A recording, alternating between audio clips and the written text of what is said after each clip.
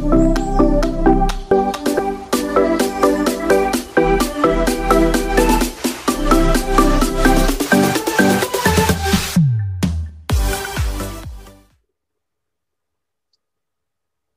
आज का lecture start करते हैं।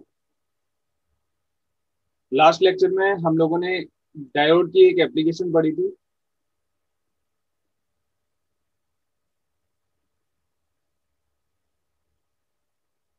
डायोड की एप्लीकेशन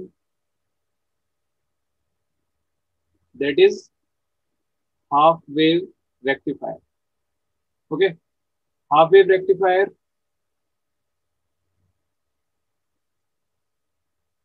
इसका क्या फंक्शन था? जो इनपुट में एसी सिग्नल है उसके पॉजिटिव हाफ को ही ये कन्वर्ट कर रही है, किसमें? Into DC. ओके, और जो सेकंड साइकिल था दैट इज नेगेटिव साइकिल, उसको ये कन्वर्ट नहीं कर रही थी, वहां पर हमें आउटपुट जीरो मिल रहा था। तो हाफ वेव रेक्टिफायर का क्या काम हुआ? केवल हाफ साइकिल को, यानी हाफ पॉजिटिव साइकिल को ये कन्वर्ट कर रही है, किसमें? डीसी में कन्वर्ट कर रही है। अब इसीलिए हमने इसको हाफ वेव बोला था। नेक्स्ट टॉपिक इज, और कैन से next application of diode is full wave rectifier. Clear? Full wave rectifier नाम से समझ में आ रहा है कि ये फुल वेव को रेक्टिफाई करेगा। फुल वेव कौन सी? जो इनपुट में सिग्नल आ रहा है उसकी फुल वेव को ये रेक्टिफाई करेगा। ठीक है, चलिए इसके डिस्क्रिप्शन पढ़ते हैं। कुछ इंपॉर्टेंट वैल्यूज जो हम लोगों ने हाफ वेव रेक्टिफायर के लिए पढ़ी थी वही फुल वेव रेक्टिफायर के लिए भी पढ़ने वाले हैं। ठीक है,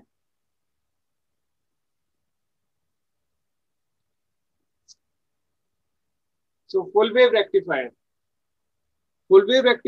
is an electronic device that converts AC, or can say complete AC, into complete DC. Okay, so it's a device that converts complete AC into complete DC, or can say जो AC signal होगा या कह सकते हैं AC voltage या AC current होगा उसको किस में कन्वर्ट कर रहे हैं? डीसी वोल्टेज या डीसी करंट में कन्वर्ट कर रहे हैं। ठीक है, लेकिन कंप्लीट इनपुट सिग्नल को हम कन्वर्ट करेंगे। ठीक है, टाइप्स हमने पढ़े थे। There are three types of full wave rectifier.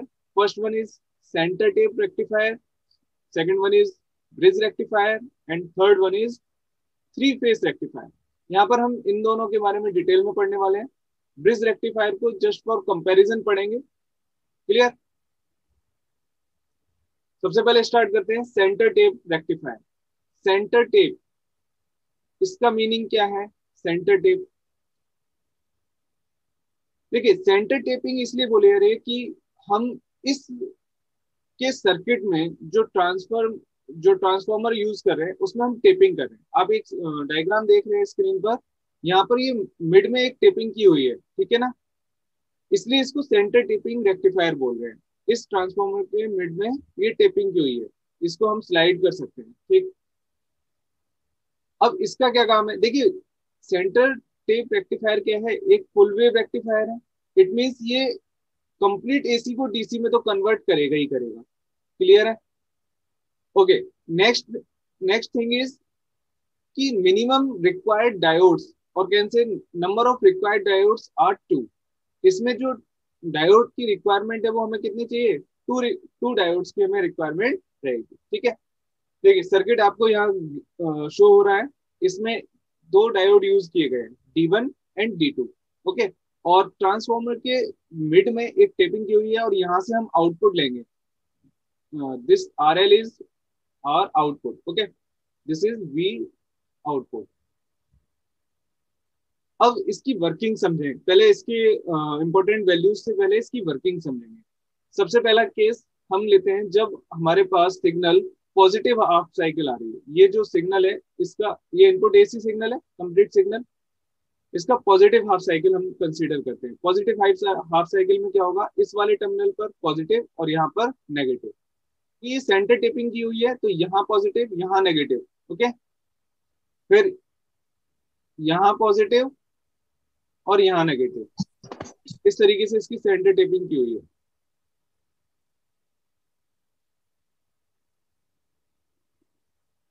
ये प्लस बन गया है, इसको माइनस कर देते हैं। ये minus plus minus plus minus. Okay, अब क्या होगा, ये जो D1 है उसका पी टाइप मटेरियल किससे कनेक्टेड है, पॉजिटिव से, एन किससे कनेक्टेड है, नेगेटिव से। तो हमारा D1 जो हुआ वो किस केस में हुआ, फॉरवर्ड बायस में हुआ। ठीक है, कौन सी कंडीशन में हुआ, फॉरवर्ड बायस में। अब हम D2 की बात करें, फॉरवर्ड बायस केस में ये क्या होगा, कैसे वर्क करेगा, as a short circuit behave करेगा। ठीक है, एज अ शॉर्ट सर्किट।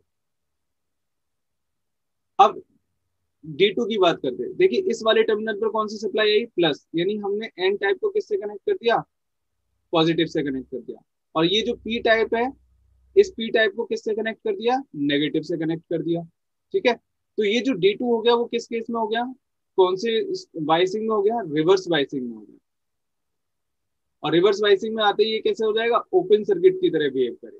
ठीक है, तो इस केस में क्या होगा, आउटपुट कहां से लेना है हमें, इस RL से लेना है। तो कौन सा साइकिल कंप्लीट होगी, कौन सा सर्किट कंप्लीट होगा, इस वाले लूप को देखें तो केवल ये सर्किट कंप्लीट होगा। क्लियर, ये वाला कंप्लीट नहीं होगा क्योंकि ये ओपन हो गया। तो अभी तक हमने किसकी बात की, केवल पॉजिटिव हाफ साइकिल की बात की। ठीक है, पॉजिटिव हाफ साइकिल में हमें केवल इस वाले लूप से आउटपुट मिल जाएगा। तो हमें ये वाले, ये जो सिग्नल है, ये जो वोल्टेज है, ये हमें मिल गया। ठीक है, RL से। अब हम नेक्स्ट बात करते हैं नेगेटिव साइकिल की। यहाँ पर देखें, नेगेटिव साइकिल की बात करते हैं। ठीक है, मैंने दूसरा डायग्राम इसीलिए इसको कॉपी किया हुआ है, यहाँ पे समझ लेते हैं। नेगेटिव साइकिल की बात करें, नेगेटिव साइकिल में क्या होगा, इस वाले एंड पर तो माइनस और इस वाले पर प्लस। ठीक है, फिर यहाँ पर माइनस और यहाँ पर प्लस। D1 डायोड की बात करते हैं। D1 डायोड में देखिए, ये पी टाइप, ये एन टाइप। पी टाइप किससे कनेक्टेड है, नेगेटिव से। एन टाइप किससे कनेक्टेड है, पॉजिटिव से। तो ये वाला केस क्या हो गया, रिवर्स बायस केस हो गया।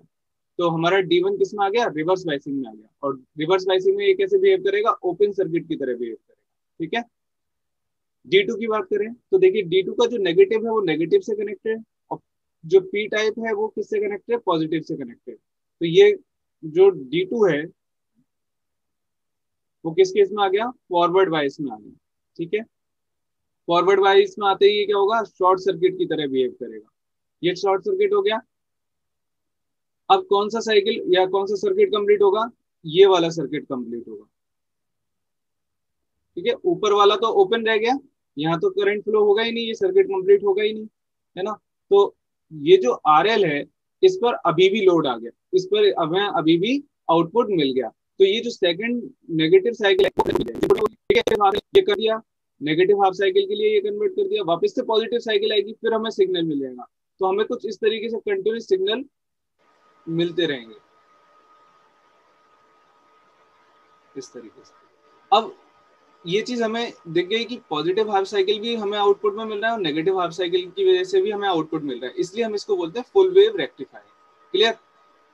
अब सेंटर टेपिंग की जो कुछ इंपॉर्टेंट वैल्यूज हैं जो हमने कैलकुलेट की थी हाफ वेव रेक्टिफायर की, सेम हम इसमें भी कैलकुलेट करेंगे। ठीक है,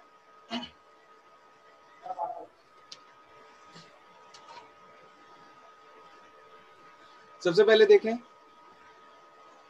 एवरेज वैल्यू। एवरेज वैल्यू कैसे कैलकुलेट की थी, अगर मैं वी एवरेज की बात करूं तो वी एवरेज बराबर एरिया अंडर कर्व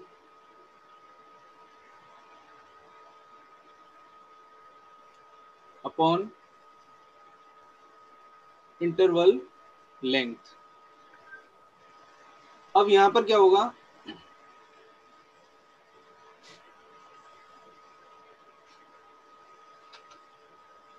चेंज क्या आएगा, जब हम हाफ वेव रेक्टिफायर की बात करें तो हमारा जो आउटपुट सिग्नल था वो इस तरीके से था। ठीक है, इस तरीके से सिग्नल था। तो ये जो टाइम इंटरवल था वो हमारा 2 पाई था। लेकिन इस केस में क्या होगा, ये 0, ये पाई, ये 2 पाई।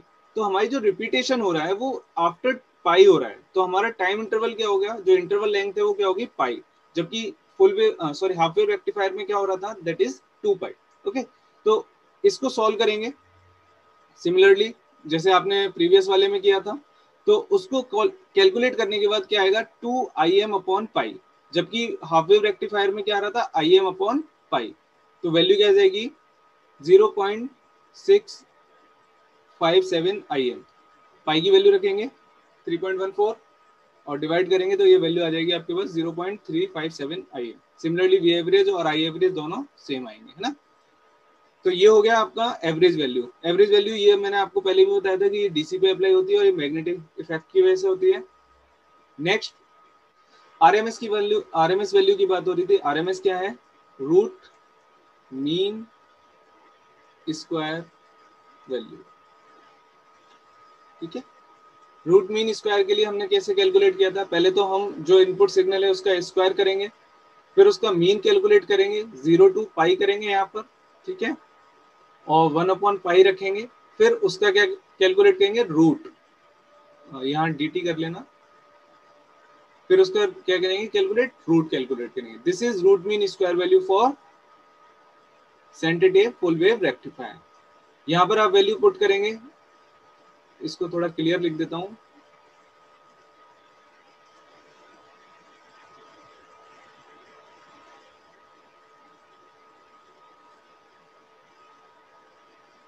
ठीक है, यहाँ पर वैल्यू पुट करेंगे वी स्क्वायर की, V M sine omega N, omega T या साइन टी, है ना। अगर ओमेगा टी लिखेंगे तो यहाँ पर भी ओमेगा टी लिखेंगे।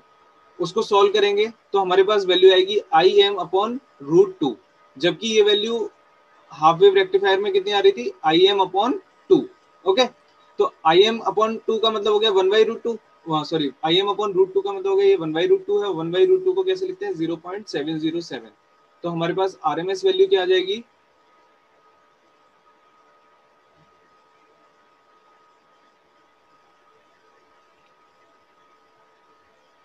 आरएमएस वैल्यू क्या आ जाएगी? 0.707 IM। Similarly for VRMS it is VM upon root 2, 0.707 IM। ये सॉल्व आपको करना है ना, ये इतना डिटेल में मेरे पास मार्जिन नहीं है कि मैं पूरा सॉल्व करके बताऊंगा ना, ये बहुत सिंपल इंटीग्रेशन है, आप सॉल्व करना। Next value is form factor. Form factor calculate कैसे किया था? It is the ratio of RMS value to average value. RMS value कितनी आई हमारे पास?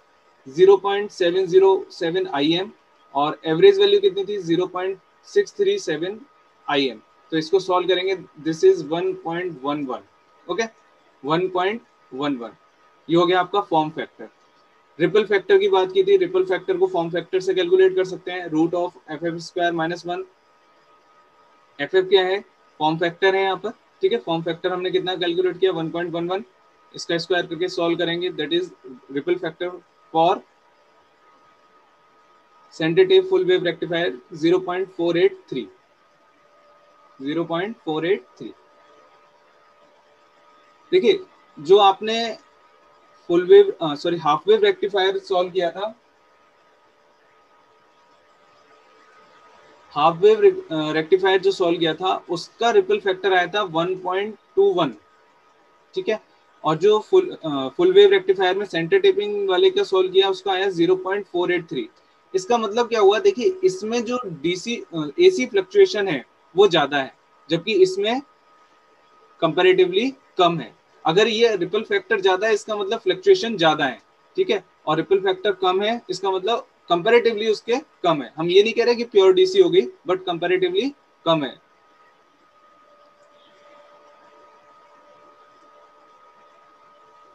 चलिए नेक्स्ट बात करते हैं पावर एफिशिएंसी की। पावर एफिशिएंसी में आउटपुट में हम डीसी पावर ले रहे हैं, इनपुट में हमें एसी पावर मिल रही है, इनका रेशियो कैलकुलेट करेंगे।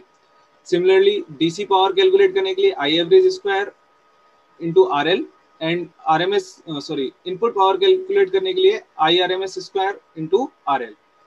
ओके, इसकी वैल्यूज आपको पता है। आई एवरेज की वैल्यू आपने कैलकुलेट की थी, आई एवरेज की वैल्यू कितनी है?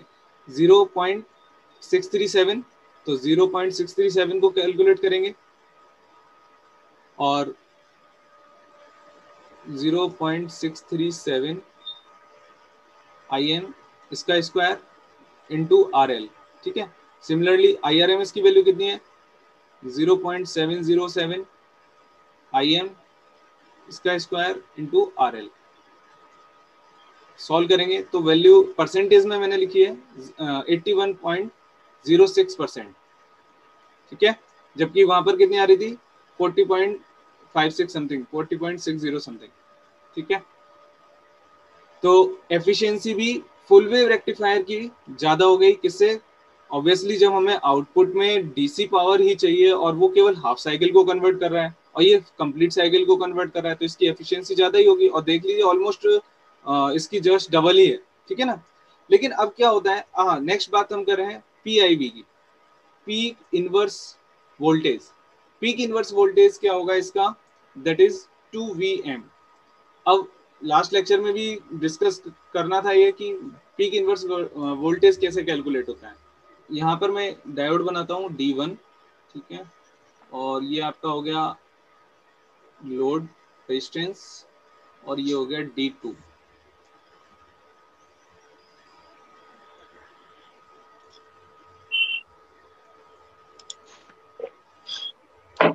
इस तरीके से ये कनेक्टेड है, ठीक है। अब जब हम पीक इनवर्स का मतलब क्या है, जब हम इसको रिवर्स वाइसिंग में कनेक्ट करते हैं, किसी भी डायोड को हम रिवर्स वाइसिंग में कनेक्ट करते हैं, तो वो मैक्सिमम कितना वोल्टेज बियर कर सकता है, ठीक है। अब हमने जैसे सपोज इसको Vm दिया, प्लस इसको माइनस किया, इसको प्लस किया, तो क्या होगा? ये माइनस ये प्लस, ठीक है। अब ये नेगेटिव में कनेक्ट हो गया, पी टाइप, ये जो पी टाइप है, ये पी एंड है वो नेगेटिव से कनेक्ट हो गया और एन एंड है वो पॉजिटिव से कनेक्ट हो गया, तो ये क्या हो जाएगा? ओपन हो जाएगा। इसको मैं ओपन कर देता हूं,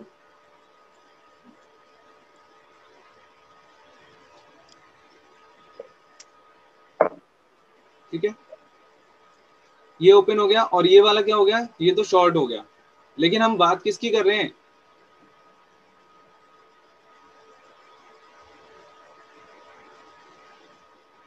इस वाले सर्किट की जहां पर Vm है, ठीक है, मतलब जहां पर हमने रिवर्स दिया हुआ है।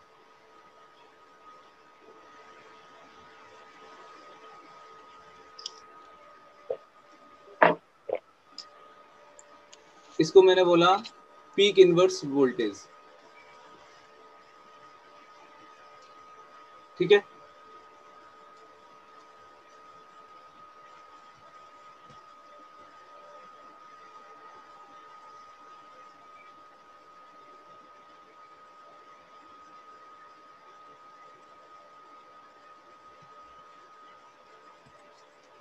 ये जो पीक इनवर्स वोल्टेज हो गया वो फर्स्ट हाफ साइकिल के लिए हो गया, क्लियर। फर्स्ट हाफ साइकिल के लिए कैसे हुआ? P V P I V, यहां से ये प्लस ये माइनस, तो ये भी माइनस ये प्लस, ठीक है। अब हम यहां से अप्लाई कर रहे हैं केवीएल। केवीएल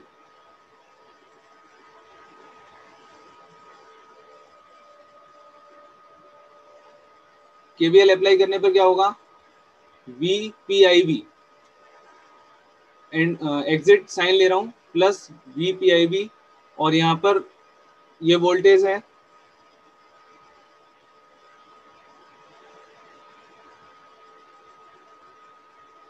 इस पर वैल्यू कितनी आएगी? जो इनपुट आ रहा है वही इस पर मिलेगा ना, तो वो हो गया अपना Vm। सिमिलरली माइनस प्लस,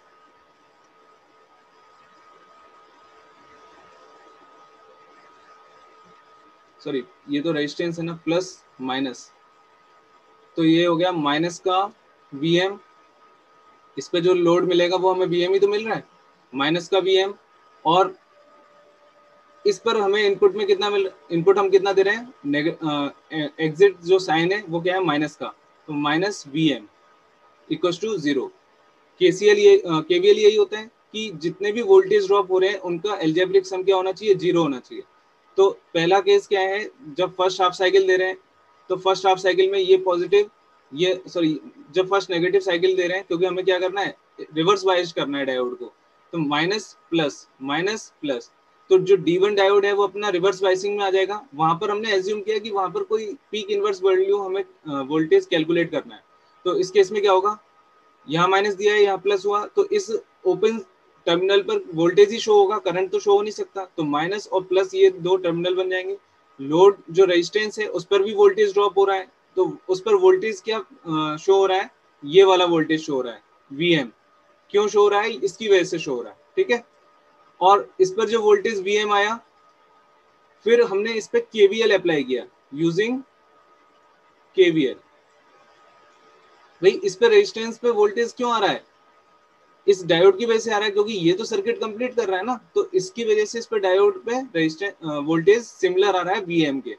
तो यहाँ भी वीएम और यहाँ भी वीएम, केवीएल अप्लाई करके देखा तो पीक इनवर्स वैल्यू क्या आ गई अपने पास, ट्वाइस ऑफ वीएम आ गया। क्लियर। तो इस तरीके से हम पीक इनवर्स वैल्यू कैलकुलेट करते हैं। जब हम half diode half wave rectifier की बात करें, तो हाफ वेव रेक्टिफायर में क्या होता है, हाफ वेव रेक्टिफायर में यहाँ डायोड लगा हुआ है, यहाँ रेजिस्टेंस लगा हुआ है डी, ठीक है।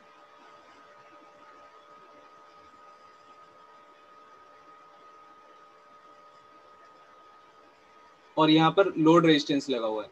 जब हम इसको रिवर्स बायस में कनेक्ट करते हैं तो उस केस में क्या होगा, ये ओपन हो जाता है, ये ओपन हो गया,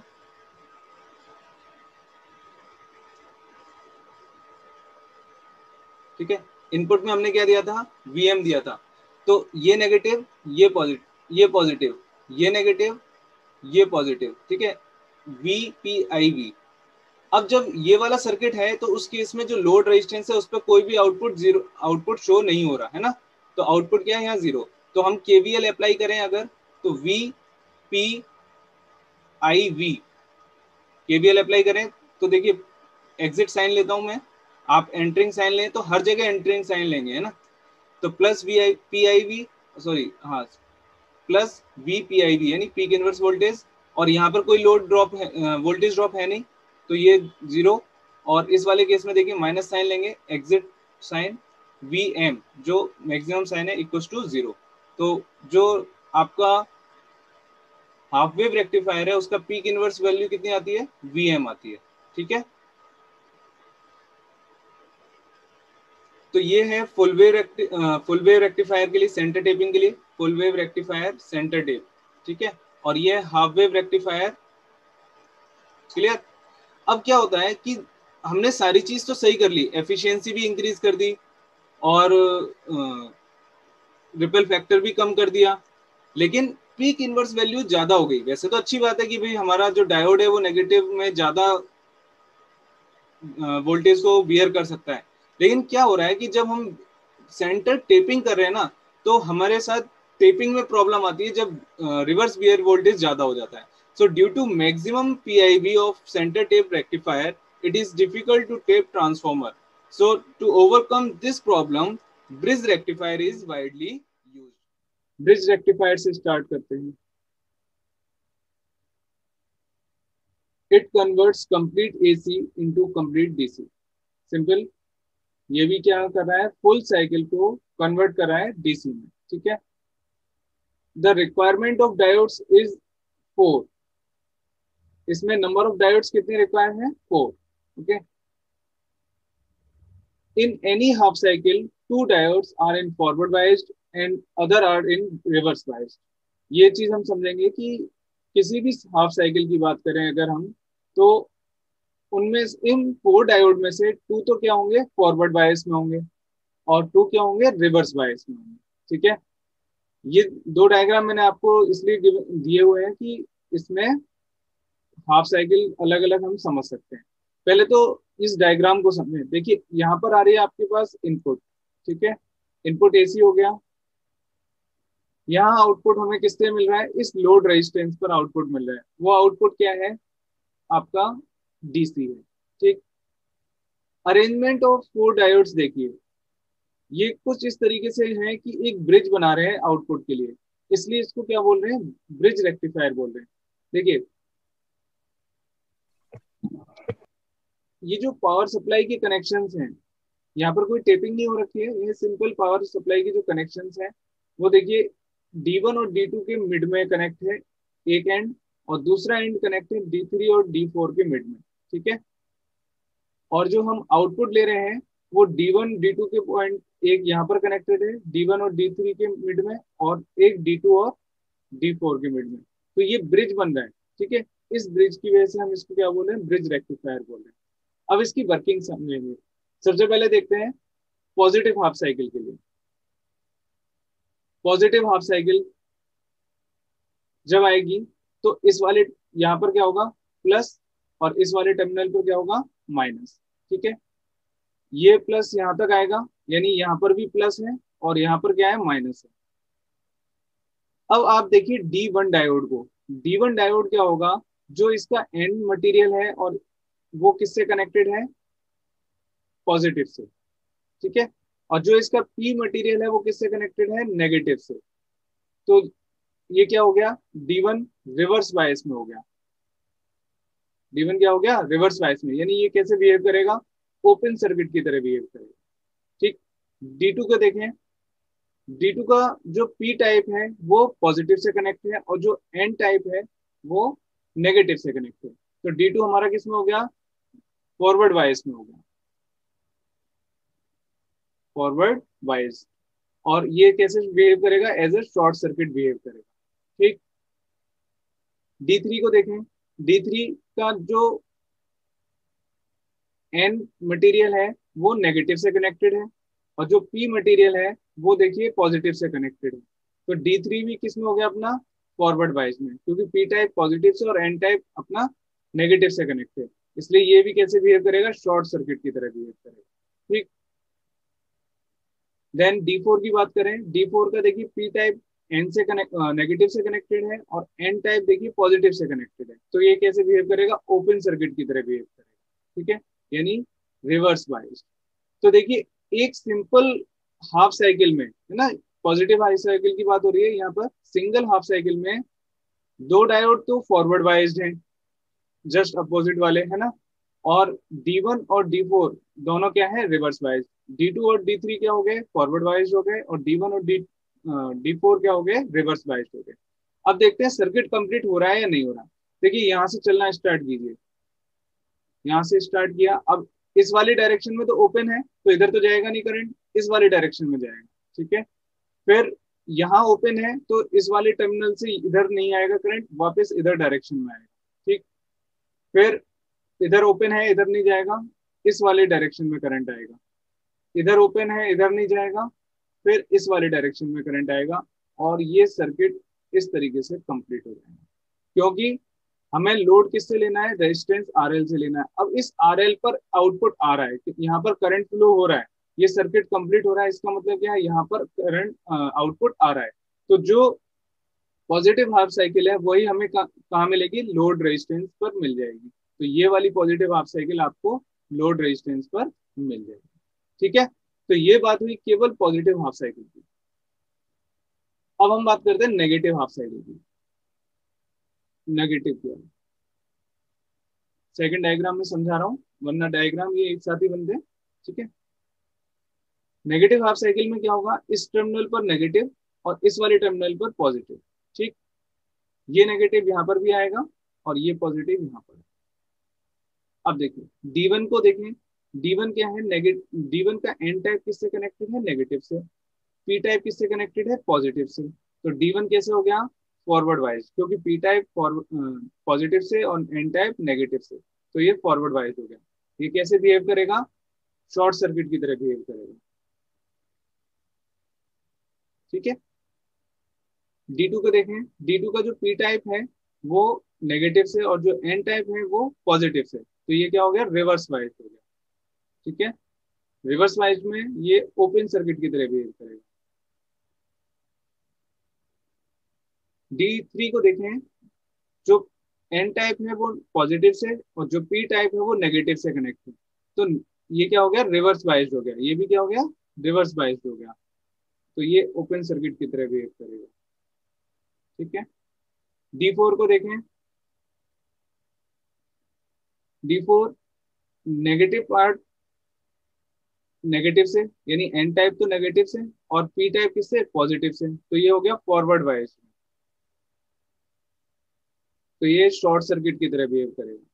ठीक है, अब ये शॉर्ट सर्किट हो गए। देखिए वापस से वही सेम केस, दो डायोड फॉरवर्ड बायस में हो गए और दो डायोड रिवर्स बायस में हो गए, लेकिन डायोड जो है वो चेंज हो गए।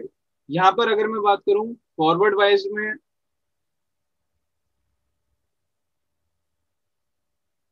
इस वाले केस में फॉरवर्ड वाइज में कौन कौन से डायोड हैं, तो इस वाले केस में D2 और D3, D2 एंड D3, ठीक है। और रिवर्स वाइज में कौन कौन से डायोड हैं,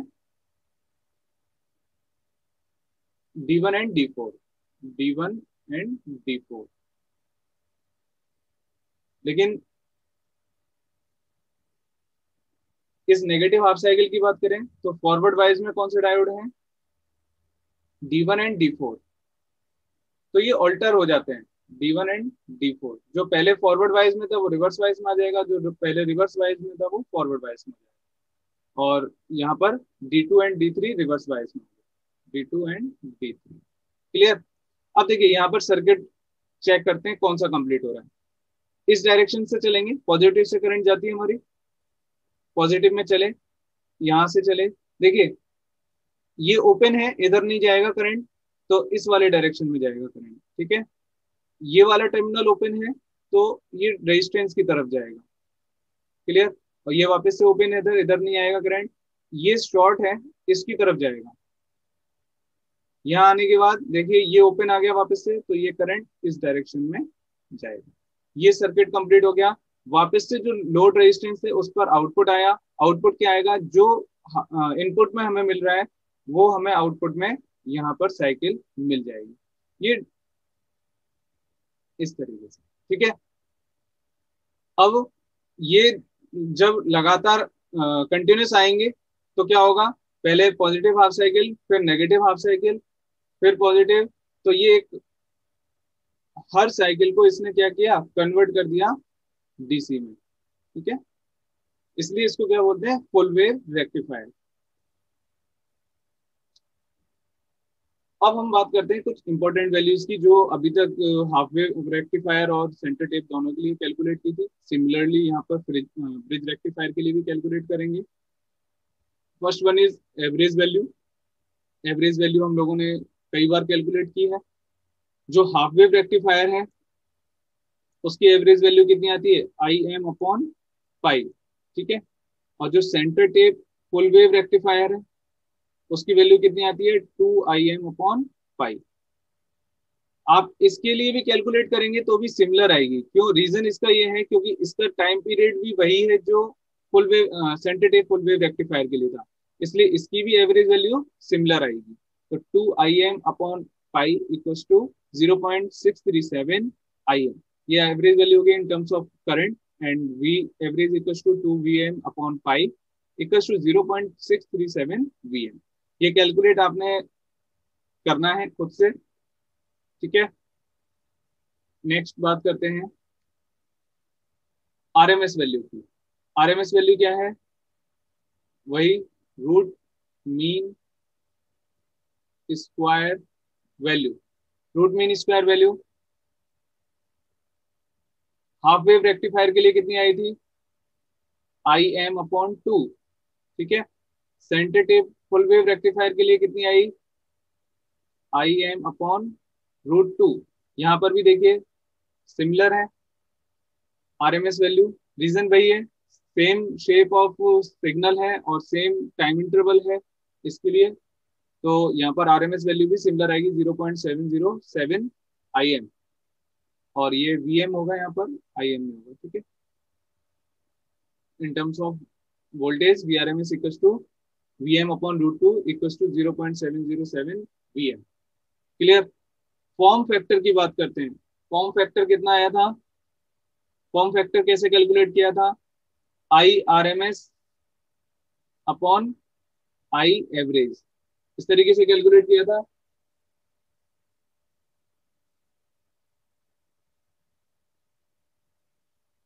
ठीक है, form factor IRMS/I average, same values हैं तो फॉर्म फैक्टर भी सेम रहेगा 1.11। Ripple factor, ripple factor form factor से ही कैलकुलेट किया था, RF इक्वल्स टू 0.483। देखिए ये भी सिमिलर आएगा किसके, सेंटर टेप के, centre tap full wave rectifier के सिमिलर आएगा। पावर एफिशिएंसी की बात करें, पावर एफिशिएंसी भी सिमिलर है 81.06। ओके। PIV की बात करते हैं, पीक इनवर्स वोल्टेज की बात करते हैं। इंपॉर्टेंट बात यह है क्योंकि हमने इसी की वजह से ब्रिज रेक्टिफायर यूज किया था, in the place of centre tap full wave rectifier. Centre tap full wave rectifier में PIV कितना आया था, twice of times VM। Of. Okay, but bridge rectifier, bridge full wave rectifier में कितना आ रहा है, VM। ओके, कैलकुलेट करना मैंने आपको बताया था, PIV कैसे कैलकुलेट करते हैं, लास्ट वीडियो में आप लोग देख सकते हो, उसको क्लियर समझ में आ जाएगा जिसने भी क्लास अटेंड की है। और यहाँ पर भी जो रिवर्स बायस डायोड है ना, उस पर ही वोल्टेज कैलकुलेट करना है, ठीक है ना। तो ये चीज एक बार ट्राई करना, नहीं समझ में आता है तो नेक्स्ट लेक्चर में मैं इसको बता दूंगा। ये इंपॉर्टेंट वैल्यूज हो गई ब्रिज रेक्टिफायर के लिए, ठीक है। नेक्स्ट हम एक कंपैरिजन टेबल बना रहे हैं जिसमें सारे रेक्टिफायर्स का कंपैरिजन किया हुआ है इनकी वैल्यूज के लिए। तो पैरामीटर्स लिखे हुए हैं यहाँ पर, हाफ वेव रेक्टिफायर और फुल वेव रेक्टिफायर के तीनों रेक्टिफायर का कंपैरिजन दिखाया हुआ है, यानी centre tap rectifier, bridge rectifier और three phase rectifier. Three phase rectifier हम थ्योरेटिकल नहीं पढ़ रहे, बट एक कंपैरिजन टेबल में इसको समझ लेते हैं, ठीक है। अपने जो दो इंपॉर्टेंट है वो सेंटर टेप रेक्टिफायर और ब्रिज फुल वेव रेक्टिफायर। देखिए सबसे पहले बात करते हैं एवरेज वैल्यू की। एवरेज वैल्यू मैंने अभी बताया था कि जो हाफ वेव रेक्टिफायर है उसमें एवरेज वैल्यू आई थी VM/पाई या IM/पाई, जबकि सेंटर टेप और ब्रिज रेक्टिफायर दोनों में वैल्यू क्या आ रही है, 2VM/पाई। इसकी वैल्यू क्या है, 0.637 VM, ठीक है। तो सेंटर टेप और ब्रिज रेक्टिफायर यहाँ पर सिमिलर है। RMS वैल्यू की बात करें हाफ वेव रेक्टिफायर की, that is IM/2, where is in center tape full wave rectifier or in bridge full wave rectifier it is IM/√2, okay. And in the terms of voltage it is VM/2 in half wave rectifier and VM/√2 in center tape full wave rectifier and bridge rectifier, clear। तो centre tap और bridge rectifier की जो values हैं वो बहुत ज्यादा similar, और ये सिमिलैरिटी आपको थ्री फेज में भी देखने को मिलेगी। थ्री फेज जो रेक्टिफायर है उसमें भी आपको यही सिमिलरिटी मिलेगी, क्योंकि ये भी एक फुल वेव रेक्टिफायर है, ये वैल्यूज वहां चेंज नहीं होने वाली। क्या वैल्यूज चेंज होंगी वो हम लोग इसमें देखेंगे आगे। फॉर्म फैक्टर की बात करते हैं। फॉर्म फैक्टर कैसे, RMS value upon average value, ठीक है, इन टर्म्स ऑफ वोल्टेज और current, RMS value upon average value.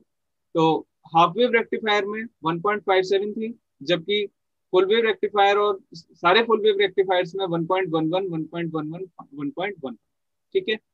Ripple factor की बात करें, रिपल फैक्टर क्या होता है, root of form factor square minus 1। वो वैल्यू कितनी आई थी, 1.21।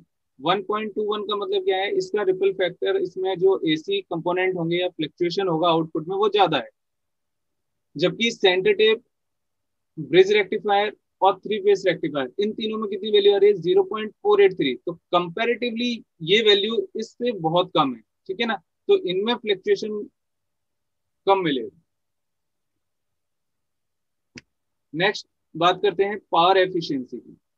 पावर एफिशिएंसी क्या है, जो आपका हाफ वेव रेक्टिफायर था उसमें पावर एफिशिएंसी आ रही थी 41%, ओके, 40.53 या 41% इक्विवेलेंट कर सकते हैं। Similarly centre tap full wave rectifier में ये वैल्यूज कितनी आ रही थी, 81.06% और 81% और 82%, बहुत ज्यादा वेरी नहीं करेंगे, लेकिन हम इसको ध्यान रखेंगे 81%, ठीक है। अब ब्रिज रेक्टिफायर की बात करें, ब्रिज फुल वेव रेक्टिफायर में ये एफिशिएंसी कितनी है, 81.06, similar to centre tap. But three phase rectifier की बात करें, three phase full wave rectifier की, तो ये एफिशिएंसी बहुत ज्यादा हो जाती है, 95 to 98%, okay.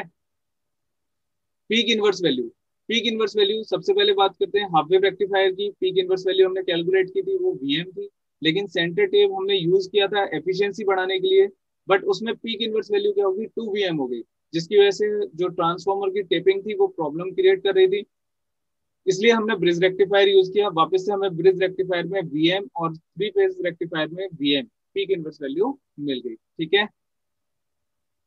Number of diodes simple, half wave rectifier में एक ही डायोड यूज किया, सेंटर टेप में 2, ब्रिज रेक्टिफायर में 4, लेकिन अगर हम 3 फेज की बात करें तो वहां हम 6 डायोड्स को यूज करते हैं।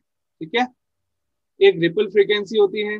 रिपल फ्रीक्वेंसी मतलब जो फ्लक्चुएशन आ रहे हैं उसकी फ्रीक्वेंसी क्या है।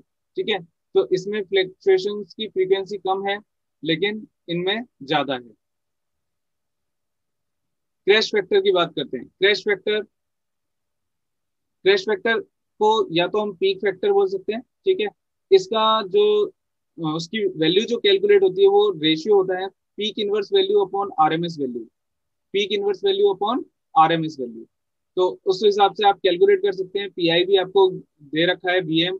और अगर आरएमएस वैल्यू की बात करें तो हाफ वेव रेक्टिफायर की जो आरएमएस वैल्यू है वो कितनी आती है। देखिए यहाँ तो दिया हुआ है वीएम, ठीक है, पीआई भी, और RMS value of half wave rectifier कितनी आती है,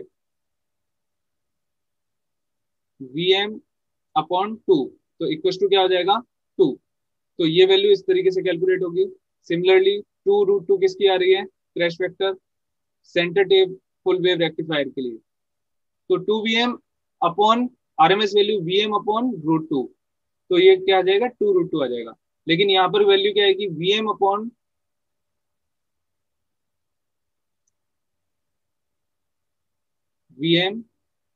√2, तो ये वैल्यू √2 आ जाएगी। ये सिमिलर रहेगी 3 फेज रेक्टिफायर। तो ये कंपैरिजन टेबल है, पूछ भी सकता है, वैसे हमें पता भी होना चाहिए। ठीक है, एग्जामिनर पूछ भी सकता है कि जो रेक्टिफायर से उनका कंपैरिजन उनके पैरामीटर्स के टर्म्स में कीजिए। बाकी यही इंपॉर्टेंट टॉपिक था आपका इस डायोड से।